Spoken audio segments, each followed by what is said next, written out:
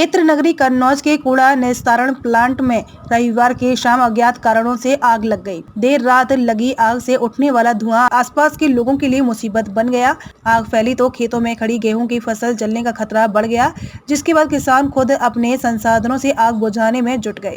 ग्रामीणों का कहना है कि प्लांट सालों से चला नहीं, यहाँ कूड़ा कम करने के लिए अक्सर आग लगाई जाती है।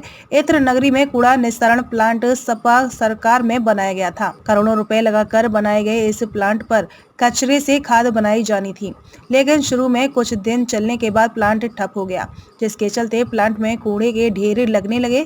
कूड़े के ढेर लगे तो आसपास के इलाकों में दुर्गंध से लोगों का जीना मुहाल हो गया। देर रात यहाँ प्लांट में जमा कूड़े के ढेर में आग लग गई। देखते ही देखते आग ने विकराल रूप ले लिया। कूड़े से उठने वाले धुएं से आसपास के लोगों को सांस लेने में दिक्कत हुई तो सभी घर से भाग खड़े हुए। आग फैली तो सूखी खड़ी गेहूं की फसल जलने का खतरा बढ़ गया। यह देख किसानों ने नलकूप चला खुद ही आग बुझाने की कोशिश शुरू कर दी। आग की सूचना पर पहुंचे सभासद मुस्ते हसन ने फायर ब्रिगेड को आग लगने की जानकारी दी।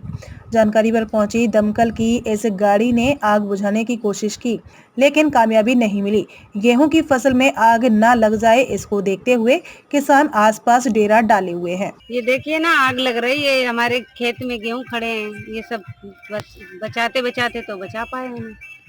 आग लग रही है, आपने किसी को सूचना नहीं दी? यहाँ कोई देखने सुनने वाला ही नहीं, किसको बोलते। रात का समय था। अभी तक फायर सर्विस को किसी ने सूचना दी है? हमको तो नहीं पता दी कि नहीं दी सर, पता नहीं। यहाँ आए दिन लगती रहती आग। आग बुझाने वाली कोई मशीन आई है?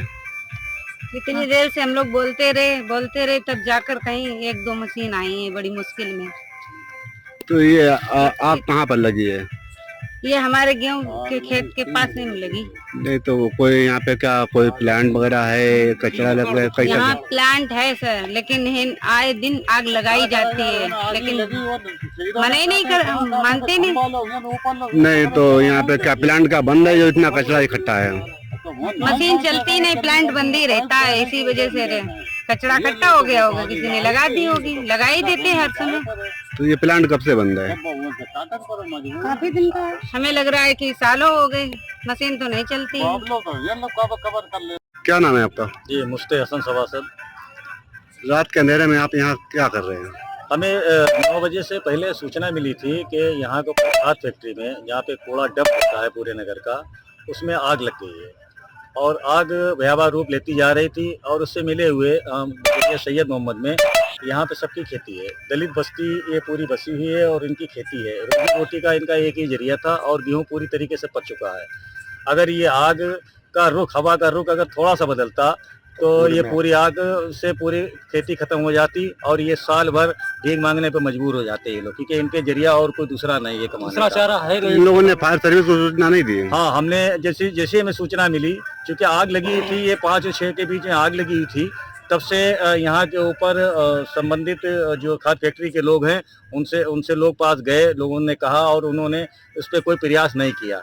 और उसके बाद में जब हमें सूचना मिली तो हमने फायर ब्रिगेड को 2 कालें लगाई 101 नंबर पर, लेकिन वो काल निष्क्रिय है, यानी 108 की तरीके 112 की तरीके वो भी काम नहीं करती है। तब हमने अन्य सोर्स से किसी तरीके से फायर ब्रिगेड को कांटेक्ट में किया, तब गाड़ी आई और गाड़ी आने के बाद में छोटी सी गाड़ी है जिसका पानी कैपेसिटी बहुत कम थी और उन्होंने आग पे बुझाने की कोशिश की, लेकिन आग फिर भी नहीं बुझ पाई। तो यहाँ के मुकामी लोग जिनके खेत यहाँ के ऊपर हैं, एक बड़ी तादाद में, सैकड़ों की तादाद में उन्होंने अपना ट्यूबवेल चालू करके और हाथों से बाल्टी से भर भर के पानी डाल के अपने खेतों की तरफ तो आग को रोक लिया कैसे भी करके, लेकिन अभी तक आग पे काबू नहीं पाया गया। और ऐसा उम्मीद है कि अगर ये दमकल की गाड़ियाँ और पानी सरकार ने अगर कोई इंतजाम इस पर ना किया तो ये रात में आग और बढ़ सकती है। तो इतना बड़ा ढेर कैसे लग गया है कचरा? ये उसकी वजह ये रही कि यहाँ पे जब खाद फैक्ट्री खोली गई थी तो नगर का जो कूड़ा निकलता था उससे खाद बनना थी, लेकिन पिछले 1 साल से बिल्कुल यहाँ की मशीनें निष्क्रिय पड़ी हैं, फ्री की बंद पड़ी हुई हैं और यहाँ के ऊपर सिर्फ अधिकारी और कर्मचारी फ्री की तनख्वाह ले रहे हैं, इस पर कोई काम नहीं हो रहा है। अगर यही खाद यहाँ बनने लगे तो इससे सरकार का फायदा भी होगा और ये कूड़ा भी नहीं रहेगा। इससे एक तो गंदगी है।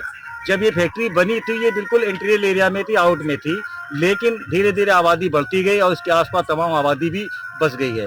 अब ये आए दिन लोगों को नुकसान और खतरा बना रहता है। बीमारी इससे बहुत बढ़ रही है, जिससे ये कूड़ा पड़ने लगा है। जिम्मेदार अधिकारियों से क्या आप कहना चाहते हैं? हम ये कहना चाहते हैं कि यहाँ के ऊपर कूड़ा निस्तारण के लिए या तो कई मशीनें लगाई जाएं, ताकि जितना रोज का रोज कूड़ा आ सके उसका निस्तारण हो सके, इससे खाद बन सके, या फिर ये खाद फैक्ट्री यहाँ से हटाकर कहीं इंटीरियर एरिया में, आउट एरिया में कहीं ले जाया जाए, जहाँ के ऊपर आसपास के खेती बाड़ी और आबादी को नुकसान न पहुँच सके।